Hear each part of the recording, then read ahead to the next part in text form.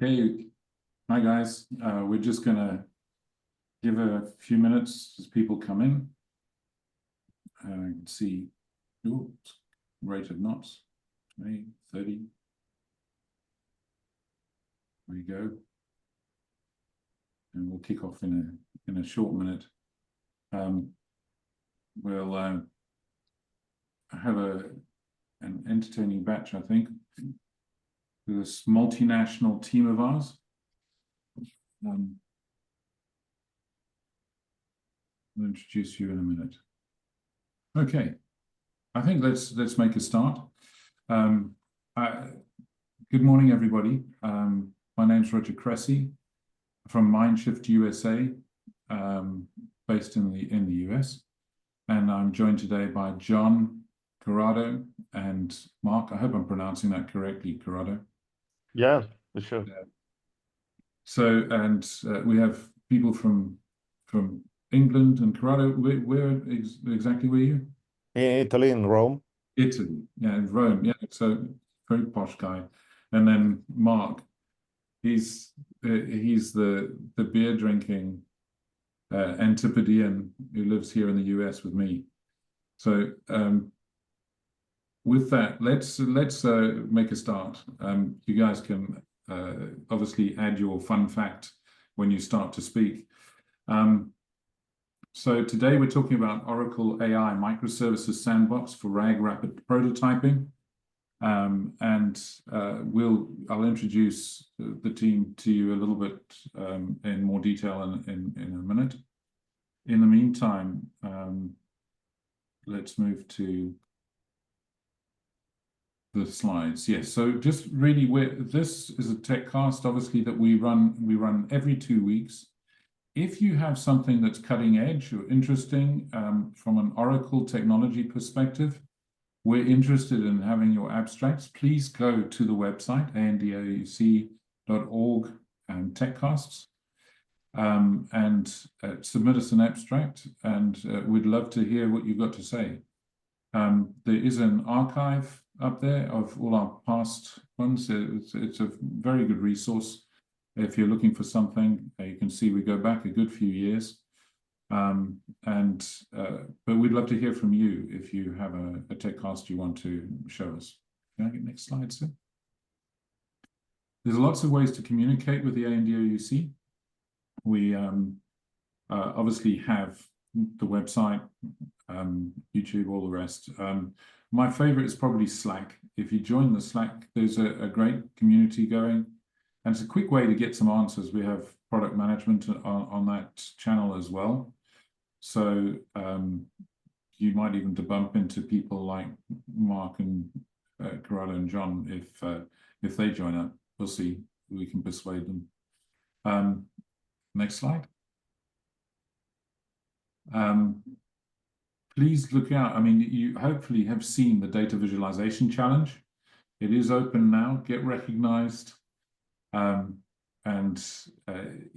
haven't got a long time to go, running from February the 3rd to the 28th. We'd love to see what you can come up with. Radical conceptual stuff that obviously we'd be very interested to see and learn from you. Next slide, sir. And coming up very soon, less than 100 days, April 8th to the 10th in Redwood Shores. It's the conference center, Oracle Conference Center there. We will be hosting our in-person summit. We've got a really big sort of group of abstracts that were submitted. We've had to rationalize that down. So there's some very good content. And again, it's a place where you can rub shoulders with Oracle product management, because a lot of them will pop in there just down the road. So please feel free to come and visit with us, and it'd be good to see you in person. Next slide. So yeah, we're off to the races. If I can just at this stage say one more thing in terms of housekeeping. At the bottom of your screen, you'll see various options. If you have a question, please do not put it into the chat. Put it into the Q&A.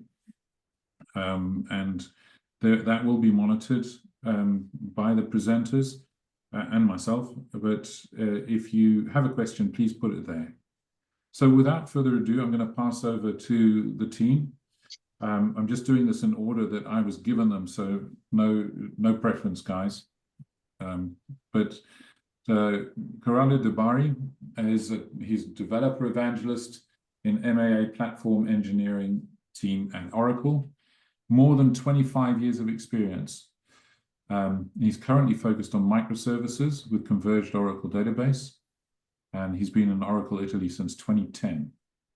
And it's, yeah, I'm not going to read everything in this paragraph. I think that's probably enough of an intro. Mark Nelson, again, seasoned architect and developer evangelist at Oracle. He leads a talented team dedicated, his talented team, as some of them are with us today, showcasing the power and versatility of Oracle's technologies. And his focus is on enabling developers to build exceptional applications. So they work across cutting-edge areas such as vector databases, JSON, event mesh, caching, and generative AI. So, and then lastly, John Lathawers. John is a developer evangelist at Oracle as well, helping developers harness Oracle database technology with a focus on microservices and AI. Again, over 20 years of experience. So we're here to learn from you guys. Thanks so much for coming on today.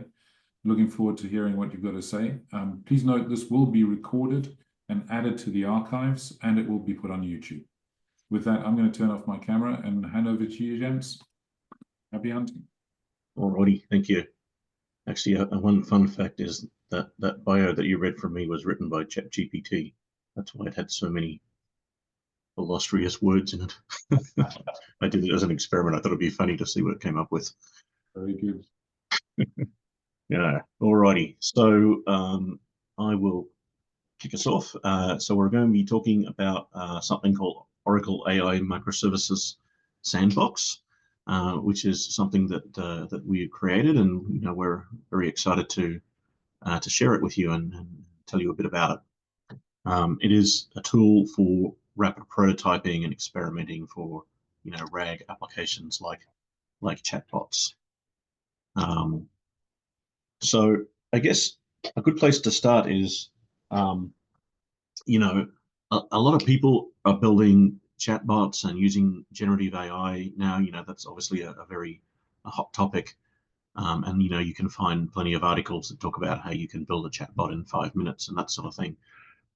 But it's actually, to build a good chatbot or a good, RAG implementation that really is enterprise quality and won't, embarrass your company by saying something, stupid to a person that's talking to it is actually a little bit more work than sometimes is portrayed.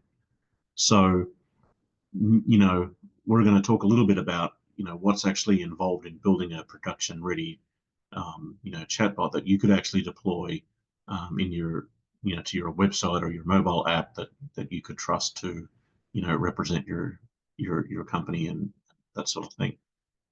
So there's a lot of challenges, I guess, working with generative AI. And I'm not going to go through all of these in detail, but I'll highlight a few. There's a lot of different models available. So everyone's probably heard of things like ChatGPT and Llama, for example, the most popular ones. But there's literally hundreds of models, and there's new models being created and trained, all the time. So some models are trained for a single task, like question answering or summarizing content or extracting entities and concepts out of a text, or creating vectorized representations of the semantic meaning of a text. And then other models are trained to do multiple tasks. So just choosing a model in and of itself can be quite a challenging exercise.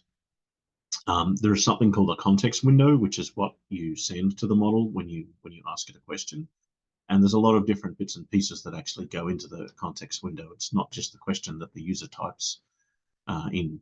There's also system instructions that are provided that tell the model what to do. There could be like a summary of the conversation up to that point, so that it has context. There could be an area set aside for memory or calculations.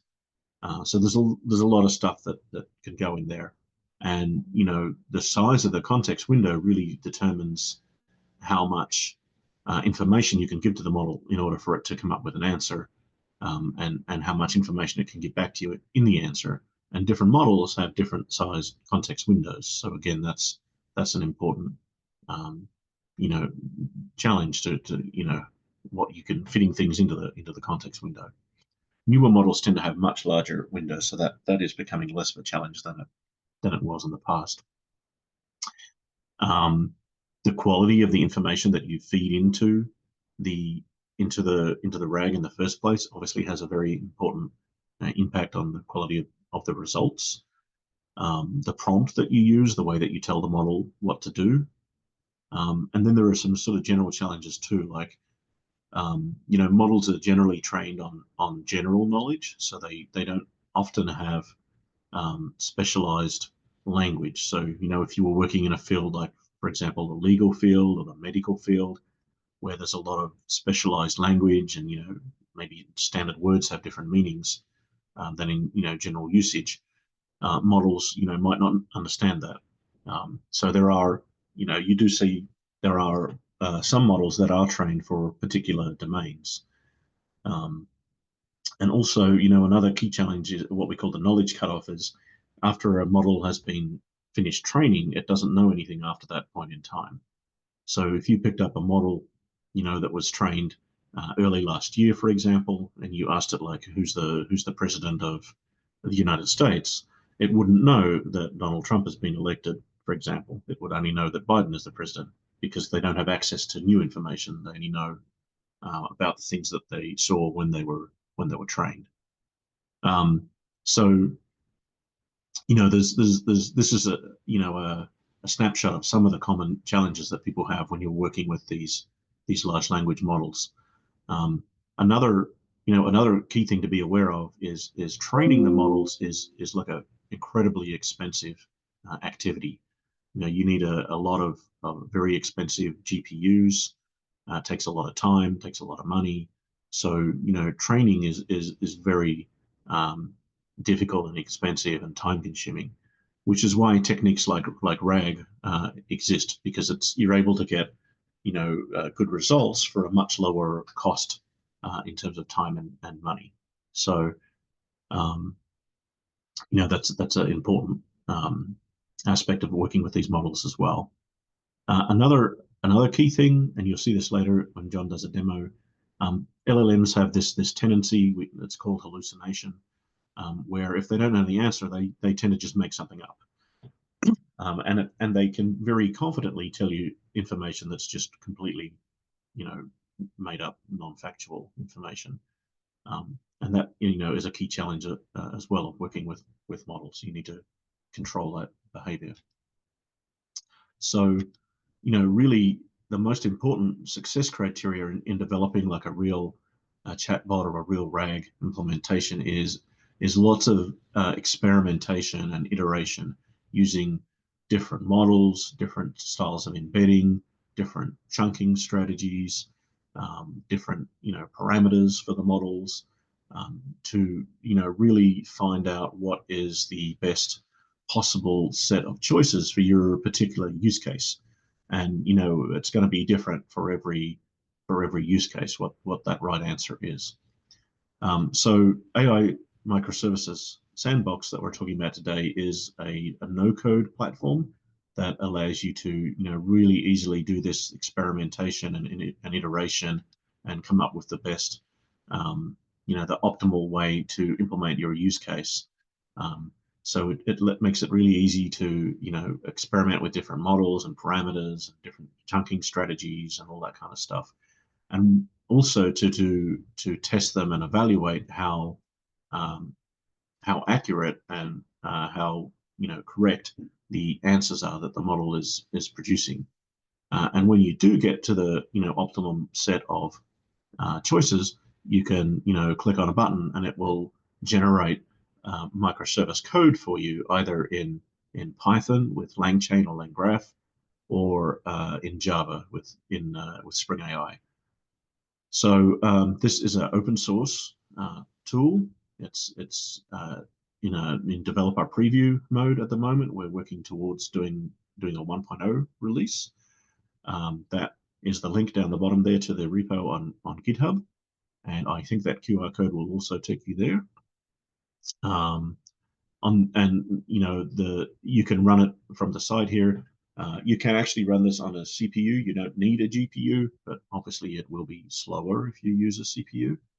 But even on like a laptop class GPU, it's perfectly usable for experimentation and testing. There's documentation there that shows you how to set it up and walks you through getting going. So just to deep dive into a couple of areas here again, it's like a playground sandbox environment. It's really for experimenting and testing without the need for you to go and write any code. So you can very easily try lots of different inferencing models, lots of different embedding models.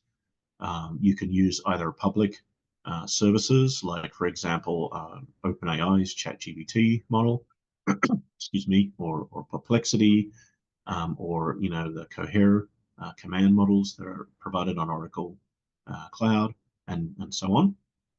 Or you can also use privately hosted models, which is an area that we see a lot of interest in. And if you're thinking, why would you want to host your own model? Like the two big drivers really are, people are worried about the privacy and security of their data, because when you create a RAG, you typically are using your own private, company data to provide the extra context that it needs to talk to users. And people don't really want to send, in a lot of cases, they don't want to send that data out to a third party like OpenAI, for example, because they're concerned about the data sovereignty or privacy, or they don't want that third party to use their data to train their newer models and that sort of thing. So that is a big concern that we've seen from a lot of people. The other key driver is if you run your own model on your own GPUs, then the cost is very predictable. Like exactly how much money you're spending to do all that calculations and so on.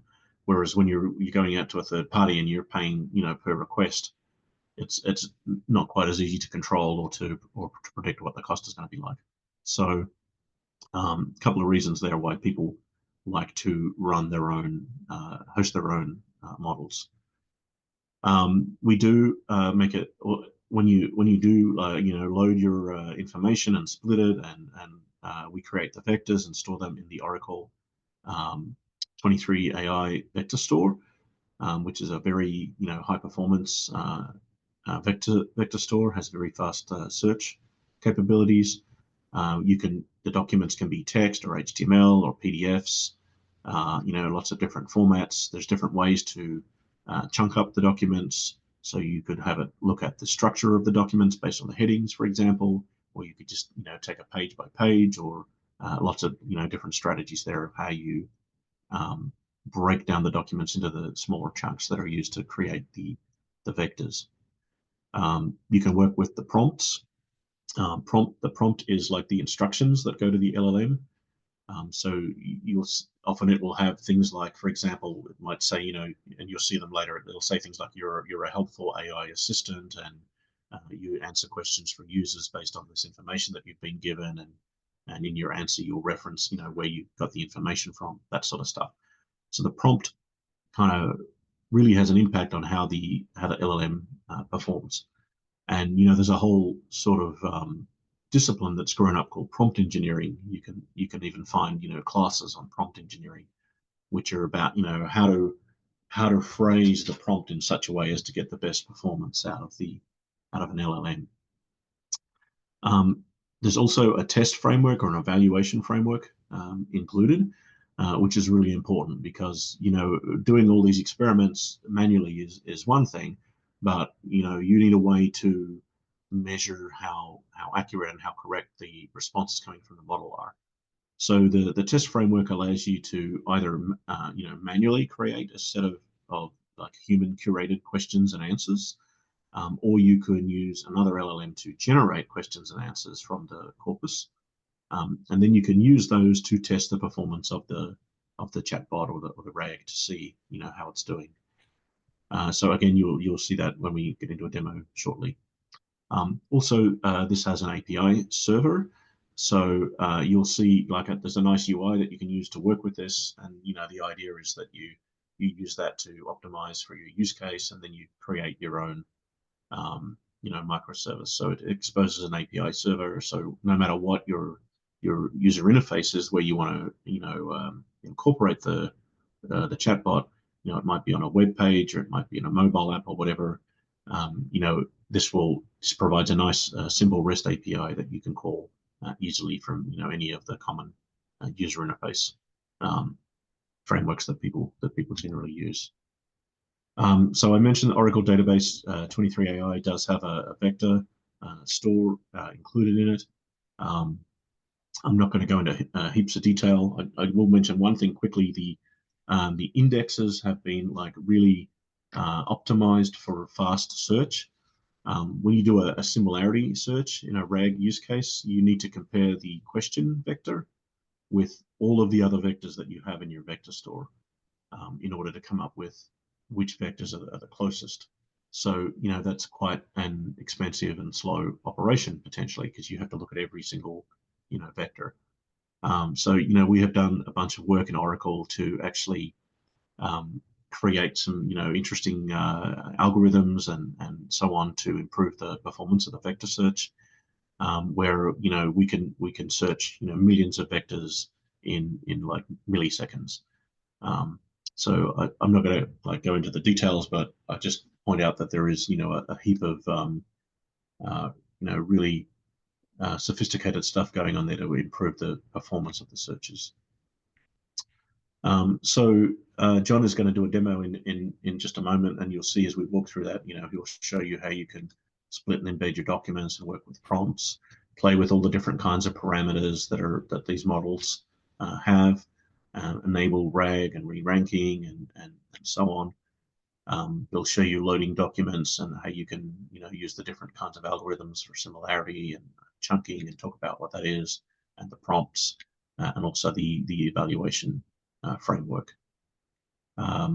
So Corrado's going to jump in and talk us a little bit more about the evaluation and testing.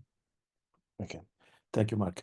Okay, the chat playground that we've included, it's definitely good to get a first impression about the quality of the agent that we can configure in terms of knowledge-based, prompt engineering, LLMs chosen for embedding and chat, and their hyperparameters. But as mentioned by Mark, anyway, any chatbot usually works with a few questions, and we are proud of the answer that it provides. But in this platform, we can reduce easily the risk to go in production on a large data store, testing its quality at scale. Because we have introduced both a feature to generate a Q&A test dataset if the customer hasn't one, quite a common situation that could delay, for example, a POC execution. And also the capability to automate massive testing to provide audit documentation in order to support the decision to go in production with thousands of questions tested. These are the details of the Q&A's generation. In this case, a text document used to populate the vector store is split into a set of context that will be provided to an independent LLM with instruction to generate Q&A pairs, as many wants, as well as asking to provide a list of topics extracted by the document autonomously. The topics will be used to tag each Q&A for a better next analysis of the results. Next slide, please. Okay, thank you. Now let's talk about the massive test. First of all, it's allowed to check, modify, or drop any Q&A from the final test dataset that will be used. Since the human domain expert, at the end of the day, should decide and how and what include into the test dataset. In any case, much less effort than create a huge dataset by scratch. So having a Q&A dataset generated or provided in the right format by the customer, you can use it to test the chatbot configuration in the combination of knowledge base, vector search type, LLMs, prompt, and so on, that you freeze when you start the testing. For each answer provided, it will be asked to another independent LLM to play as a sort of a judge, in this way trying to avoid any bias, and to evaluate the relevance or correctness of each answer, comparing it with the reference answer into the dataset. For each answer considered wrong, it will be returned also an explanation that could be evaluated by a human being to understand if it's right or not. So at the end of the day, you will have an overall correctness score that will be computed as a percentage of the right answer on the total answer included into the test dataset. And a more detailed analysis will be provided for each topics with a percentage of success of each one to understand which topics the agents need to be fixed in terms of knowledge base. So in an iterative way, the customer can test several RAG configuration plus the vector store on the same Q&A test dataset to try to find the best one configuration. Notice that in this phase, you can use a larger and expensive LLM to generate a test dataset and analyze the answer. Then a cheaper LLM for running the agent that anyway guarantee to you a good price performance ratio and the right correctness score that you want to put in production. So now we can move to the demo. Thanks.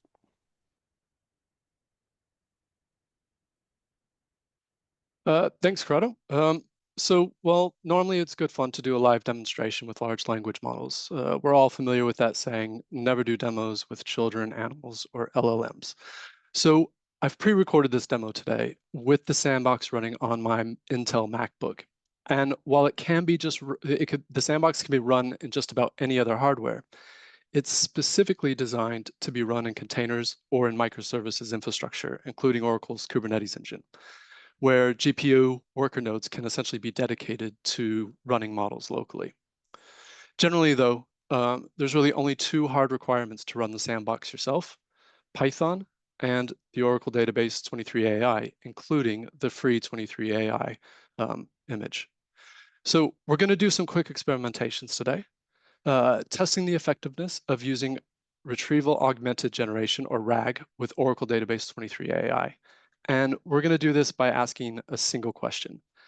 In Oracle database 23AI, how do I determine the accuracy of my vector indexes? And the answer I expect to come back comes straight from the publicly available 23AI vector search user's guide, index accuracy query. Right, so let's get to experimenting. So this is the AI Microservices Sandbox, and the landing page is just a generic chatbot page. And on the left-hand navigation, we have a bunch of parameters that we can use to tweak our language models. And we also have a bunch of different language models that we can choose from. Now, if you've used a playground for LLMs before, this will all look fairly similar or familiar to you. The difference is that we're not limiting you to that vendor's LLM. You can choose whatever LLM you want. And the ones that were in that list there are essentially cloud-based ones. But what if I have private sensitive data and I don't want to expose that? Well, I can use a model running on my laptop in this case. So I'm going to enable an Llama model, Llama 3.2. And if we go back to the chatbot and I look at my model list again. There it is, and I can choose Llama 3.2. But before we do that, we're going to use ChatGPT's 4.0 mini model. Now, if you use ChatGPT, this is normally the model that you're going to be using or talking with. And we're going to ask our question. And straight away, we can see a problem. First of all, it's referencing database 23C. So we have knowledge cut off. Immediately, it doesn't know anything about 23 AI. And second of all, it's telling us that we can use packages such as DBMS SNMP, SPM, or DBMS joins, which are valid packages, but they're not going to help us find the accuracy of our indexes. And the last thing that we see down here at the bottom is that the response has been cut off, right? It just stopped talking back to us. And that right there is the result of our maximum tokens. Now, tokens can be expensive, so we may want to not necessarily increase the tokens, but maybe we want to instruct the model to be a bit more concise. So in the sandbox, we'll go over to our prompt and do a bit of prompt engineering. And we're going to instruct the model essentially to use 2 or few sentences in its response. So now if we go back to our chatbot, ask the same question again, it's still not going to give us the right answer, but at least it's going to be concise and it's not going to cut off its response. And in fact, it's come up with something completely different, DBMSML. So in this case, I would even say it's hallucinating the answer. Now, Mark briefly mentioned context and history. Now, every time I have this conversation with the language model, it's sending everything that has happened before back to the model so that it can sort of evaluate what's going on. If I turn off context and history, and let's say ask for more details, we can see essentially what's going to happen with that. It doesn't know anything about what we're talking about. So this is why context and history is important in this particular sort of chat model case. Finally, let's sort of tweak the temperature up to 2. Now, I like to compare temperature to how many pints I have at the pub. If I have 1, I'm a little bit creative, I'm free flowing, I'm coming up with some pretty good answers. Put another pint in me, and by the way, we're going to increase the maximum token so we can let this guy free flow and take away that prompt to say limit its response. And we'll ask the same question again. And immediately with 2 pints into the GPT-4o Mini, you can see it's gone completely off the rails. So we've done a bit of experimentation here. First of all, we know that we need a few more tokens to come back if we're going to have the model elaborate to us. And second of all, we know that a temperature over 1.0 is not necessarily going to be great. Now let's switch to our local model, our Llama 3.2. So this is running again on my desktop, so I'm not exposing my questions or answers. And I'm going to clear the context and history so that it doesn't learn from what I've just talked about to GPT-4o Mini. Now, immediately, we can see that it's coming up with something. And it's come up with this thing called view vector indexes. And it's really, really going at it. It's giving us all sorts of code that, to be honest, looks pretty reasonable to me. Why not? I could give it a go. And there's a funny thing here at the very bottom. Note, the DBMS Cloud view vector index procedure is not supported in all versions of Oracle Database. So I've looked at this answer before the demonstration. And I just want to be clear that the DBMS Cloud view vector index doesn't even exist in any supported version of Oracle Database. So it's completely made up this answer. And that is a proper hallucination. And so if we as Oracle wanted to put this chatbot out there, we would be essentially putting out wrong information. So there's 2 ways to fix this, or there's 3 ways to fix this. 1, we could train our own model, and that's going to be extremely expensive in terms of GPUs.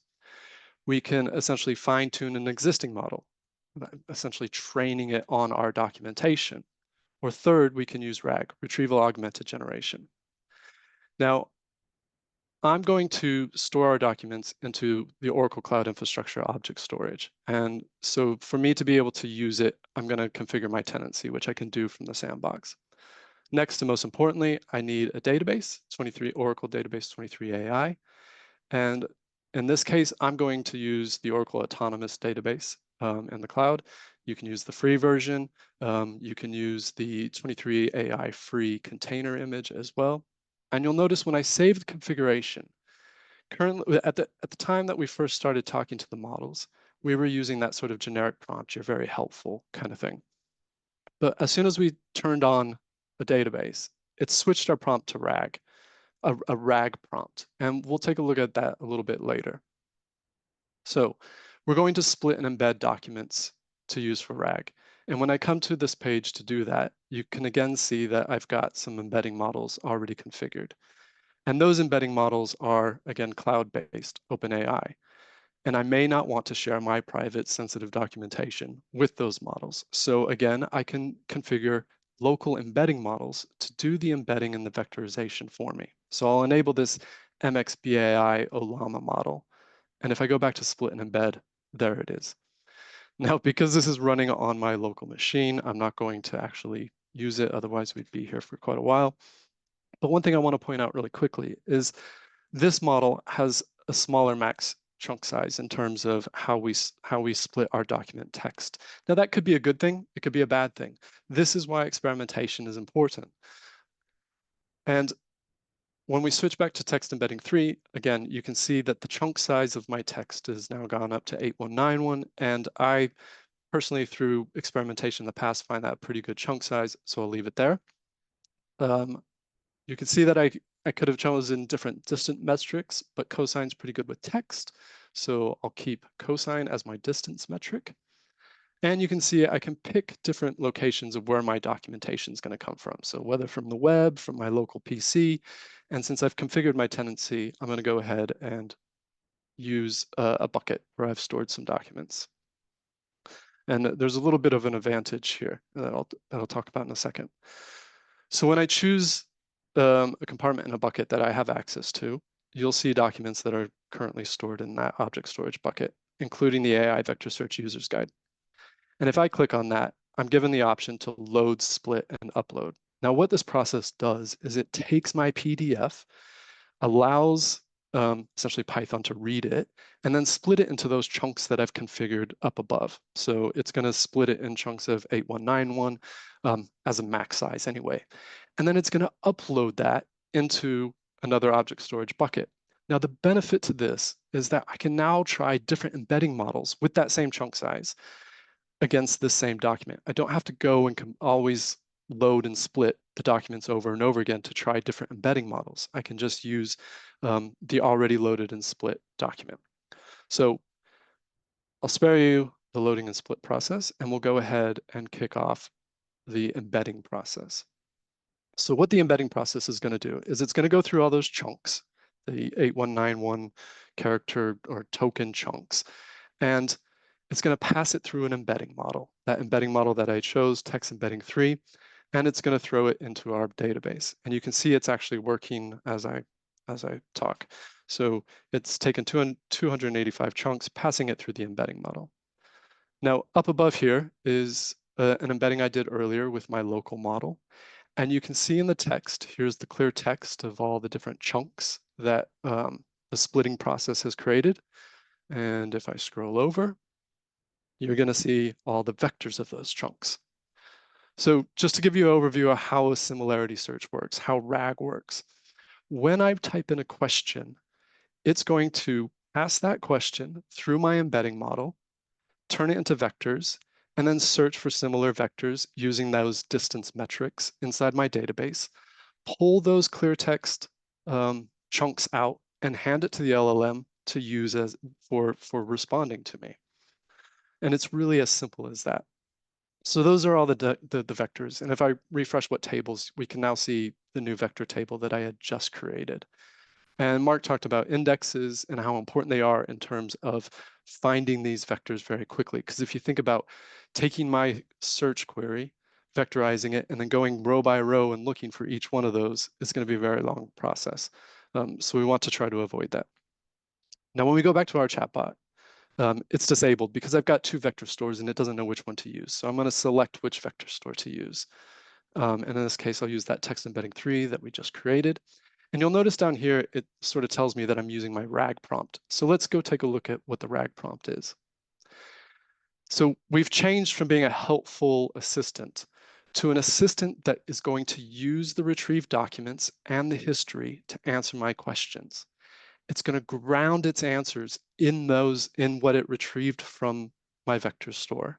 And if it can't find that information in the vector store, just say it doesn't have enough information, as opposed to making something up, right? And I'm also going to ask it to reference the documents where possible. Now, this contextualized prompt is quite important, more important when you're working with RAG. Because if I ask a question such as, can you give me more details? I don't want it to vectorize, can you give me more details, and look for text that match that.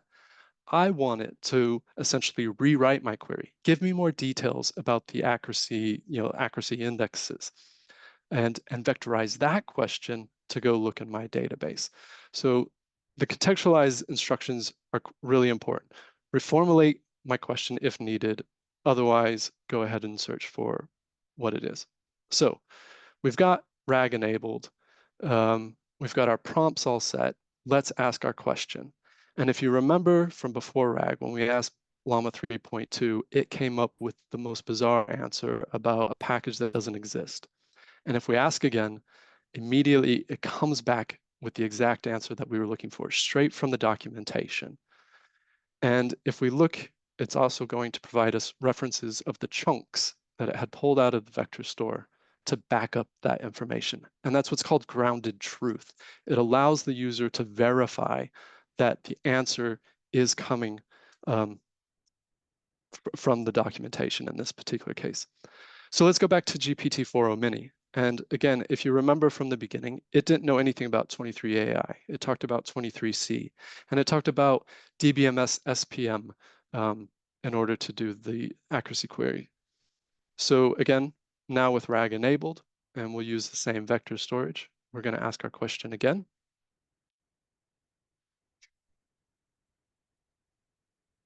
And it's immediately said we've got a 23 AI, and it provides the exact answer, again, that we're looking for straight from the documentation with references. And here's the same, they look like the same references that the other model came up with, which is expected because essentially we're using the embedding part of RAG.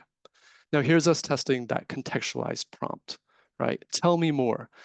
Don't go and look for documentation that is similar to tell me more. Go look for tell me more about the index accuracy query. And here it is, again, pulling up new information, again, at the very bottom with some references about more information. So we're in pretty good shape with what we've configured.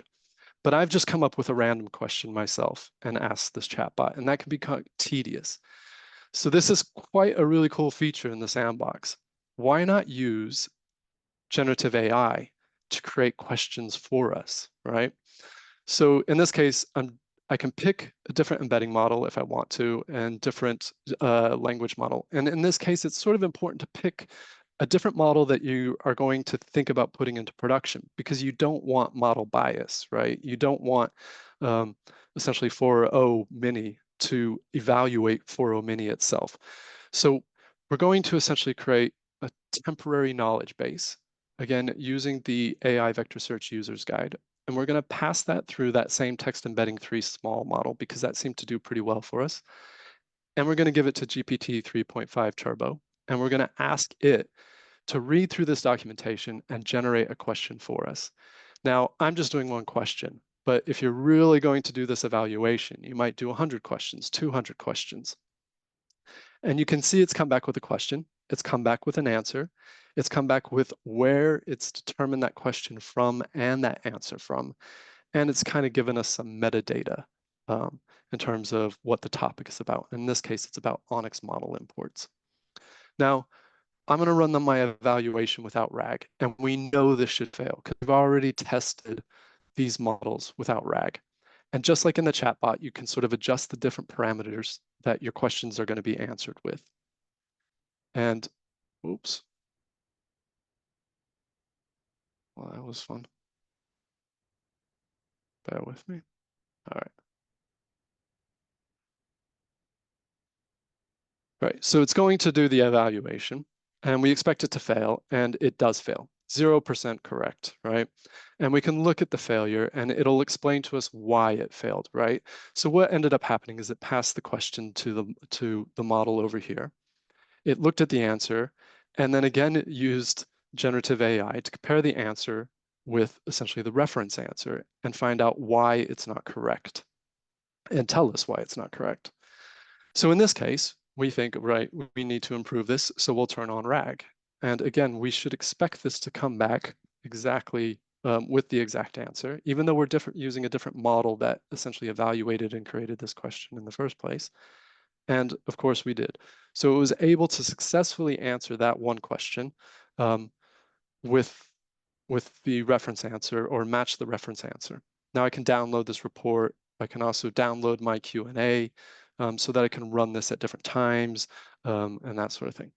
But this is essentially the AI sandbox. It allows you to essentially go from prototype to production using any sort of model, whether it's in the cloud or running locally on premise. And it allows you to essentially evaluate your RAG in bulk by using this test framework. So thank you. Thanks, John. Alrighty, let me jump back to the slide deck here. So yeah, hopefully you enjoyed that demo and you saw a bunch of interesting kind of capabilities there. This is available, as I mentioned earlier, on GitHub as a standalone sandbox that you can grab and play with in your own environment. It's also included in our backend for microservices and AI product. If you're interested in that, you can find out more about that. I think we have a link at the end. So checking on the time, yep. So yeah, so just to summarize a little bit. So the AI Microservices Sandbox, as you've seen, it's a no-code platform for rapidly experimenting with different models and parameters, chunking strategies, and RAG and re-ranking for evaluating the performance of your selections to optimize for your own particular use case and set of information that you're trying to create a chatbot with. It is based on the Oracle Database 23 AI vector store. You can use any LLM, public or privately hosted. You can use any model for inferencing and for any model for embedding and for evaluation. And we think it's really well suited for on-premises deployment for private for concerns about privacy of data and data sovereignty and that kind of thing. This is completely free, open source. If you would like to check it out and play with it, we would love to hear your feedback. You can contact us straight through the GitHub by raising an issue or get in touch with us directly. So are there any questions? If you'd like to, I guess you can unmute yourself and ask a question if you have a question you'd like to ask live. They would need to be made able to talk. Okay. So I guess you put your hand up or something like that, or generally what they do is put something in Q&A and then you can make them. Alrighty. Sorry, well, it's designed. I'll keep going on the Q&A and we can just press on here. If anyone puts a question in the Q&A, we'll stop. There have been 6 questions answered there if people want to go and look at what's already been asked on the Q&A. But yeah. GitHub link, yep. We will pop that in there. So this will all be this recording will take a couple of days, but then it'll be up on the AnDOUC website and it'll be put onto YouTube. So yeah, look out for it. Obviously, any further questions, feel free to send email directly to these presenters. For any of that, are there any more? There's another one. John's busy typing an answer already. So I'll answer it directly. How do we integrate this agent into SaaS application deployed on OCI? So there is an API server tied to the sandbox with API endpoints. So the front end that we've put on it is Streamlit. It's easy to develop in, but you could put any front end on it, call the APIs, and be able to sort of tweak the configuration that way. So it can be implemented with anything that can essentially do REST. Actually, one thing we didn't show at the end of the demo is like the idea is that you use this to do your experimentation and optimize. You can actually have it generate microservices source code for you in either Python with LangChain or LangGraph, or in Java with Spring AI. So the idea is, once you've found your optimum set of models and parameters and all that kind of stuff, you can have it spit out the code that you can then check into your source code control system and deploy and go from there. So it's really, it's not necessarily like the production runtime kind of thing. It's more of the development experimentation, helping you get to design your chatbot. Alrighty. Do you want to go through these slides while we're... There's a few more here. Few more questions in the chat box if you want. Okay. Sorry, in the Q&A box. We have a table in ADB which has details.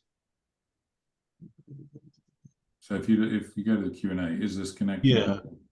So I'm looking at the ADB one where we can check the accuracy of the tool. So the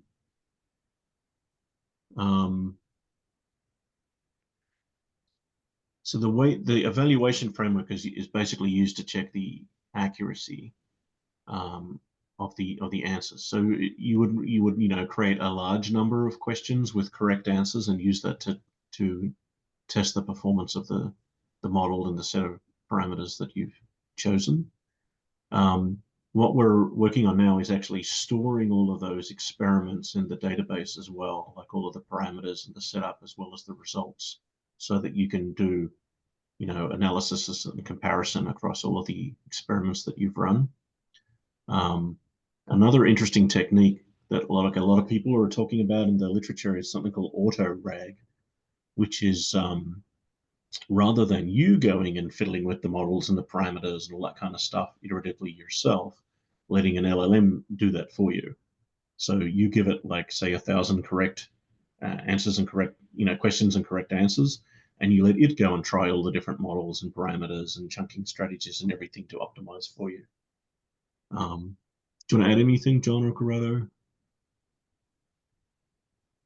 No.